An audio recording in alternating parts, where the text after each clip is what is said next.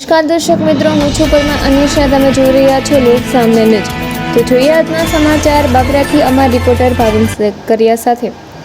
બાબરા શહેર અને આસપાસના ગ્રામ્ય વિસ્તારના વિદ્યાર્થીઓ માટે ઉચ્ચ શિક્ષણને લઈને એક મહત્વપૂર્ણ સમાચાર સામે આવ્યા છે. લાઠી બાબરા દામનગર વિધાનસભાના ધારાસભ્ય જનકભાઈ તળાવિયાએ બાબરાની સરકારી વિનય અને વાણિજ્ય કોલેજમાં વિજ્ઞાન પ્રવાહ શરૂ કરવા રાજ્યના શિક્ષણ મંત્રી સમક્ષ લેખિત રજૂઆત કરી છે.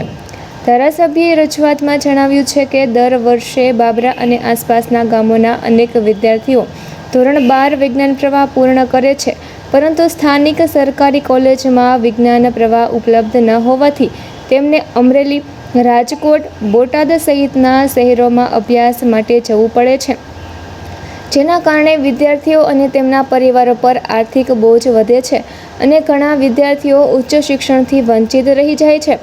તેમણે આગામી શૈક્ષણિક સત્રથી બાબરાની સરકારી કોલેજમાં વિજ્ઞાન પ્રવાહ શરૂ કરી જરૂરી શિક્ષણ સ્ટાફ, પ્રયોગશાળા, સાધનો અને અન્ય માળખાકીય સુવિધાઓ ઉપલબ્ધ કરાવવા રાજ્ય સરકારને વિનંતી કરી છે. આ પહેલને સ્થાનિક વિદ્યાર્થીઓ, વાલીઓ અને શિક્ષણ પ્રેમી નાગરિકોએ આવકારી છે અને સરકાર વહેલી તકે સકારાત્મક નિર્ણય લેશે તેવી આશા વ્યક્ત કરી છે. તો ફરી મળીશું એક નવા સમાચાર સાથે. ત્યાં સુધી જોતા રહો લોક સામના ન્યૂઝ.